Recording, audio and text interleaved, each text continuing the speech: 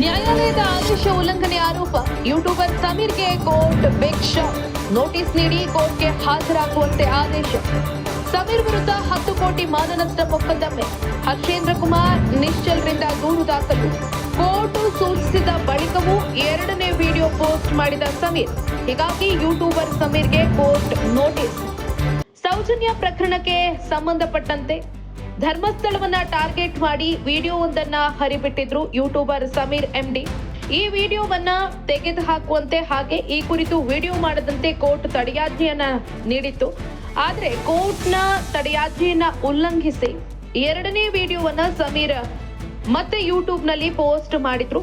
ಈ ವಿಡಿಯೋದ ಮೇಲೆ ಇದೀಗ ಮಾನನಷ್ಟ ಮೊಕದ್ದಮೆ ದಾಖಲಾಗಿದೆ. ಯೂಟ್ಯೂಬ್ ಚಾನೆಲ್ನ ಸಮೀರ್ ಎಂಡಿ ಅವರ ವಿರುದ್ಧ ಮಾನನಷ್ಟ ಮೊಕದ್ದಮೆ ದಾಖಲಾಗಿದೆ. 10 ಕೋಟಿ ರೂಪಾಯಿ ಮಾನನಷ್ಟ ಮೊಕದ್ದಮೆಯನ್ನ ಧರ್ಮಸ್ಥಳದ ಡಿ ಹರ್ಷೇಂದ್ರ ಕುಮಾರ್ ಹಾಗೂ ನಿಶ್ಚಲ್ ಹೂಡಿದ್ದಾರೆ. ಕೋರ್ಟ್ ಯೂಟ್ಯೂಬರ್ಗೆ ನೋಟಿಸ್ ಜಾರಿ ಮಾಡಿ ಹಾಜರಾಗುವಂತೆ ಸೂಚನೆಯನ್ನ ಕೊಟ್ಟಿದೆ.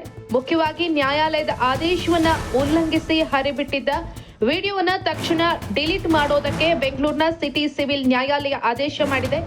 ಧರ್ಮಸ್ಥಳದ ಪರವಾಗಿ ರಾಜಶೇಖರ್ ಹಿಲಿಯಾರ್ ವಾದವನ್ನ ಮಂಡಿಸಿದ್ರು. ಬೆಂಗಳೂರಿನ ಸಿಟಿ ಸಿವಿಲ್ ನ್ಯಾಯಾಧೀಶರಾದ ಎಸ್ ನಟರಾಜ್ ಅವರು ಈ ಮಹತ್ವದ ಆದೇಶವನ್ನ ಕೊಟ್ಟಿದ್ದಾರೆ.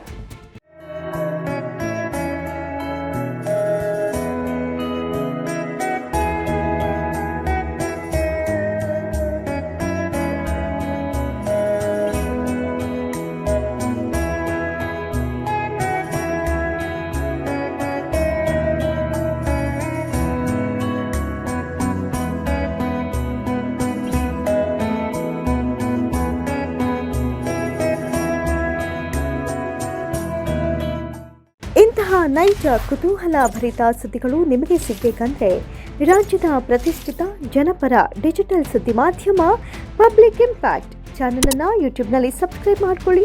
ವಿಡಿಯೋ ಇಷ್ಟವಾದರೆ ಲೈಕ್ ಮಾಡಿ, ನಿಮ್ಮ ಇಷ್ಟದವರಿಗೆ ಶೇರ್ ಮಾಡಿ ನಮ್ಮನ್ನು ಪ್ರೋತ್ಸಾಹಿಸಿ. ಹಾಗೆಯೇ ಫೇಸ್ಬುಕ್ನಲ್ಲಿ ಪಬ್ಲಿಕ್ ಇಂಪ್ಯಾಕ್ಟ್ ಫಾಲೋ ಮಾಡೋದನ್ನು, ಇನ್ಸ್ಟಾದಲ್ಲಿ ಜೊತೆಯಾಗೋದನ್ನು ಮಿಸ್ ಮಾಡಬೇಡಿ. ಜಾಹೀರಾತು ಹಾಗೂ ಬಿಸ್ನೆಸ್ ಪ್ರಮೋಷನ್ಗಾಗಿ ಸಂಪರ್ಕಿಸಿ 9606037450 ಅಥವಾ 9353224116. ಇದು ಪಬ್ಲಿಕ್ ಇಂಪ್ಯಾಕ್ಟ್, ಜನಶಕ್ತಿಯೇ ನಿರ್ಣಾಯಕ.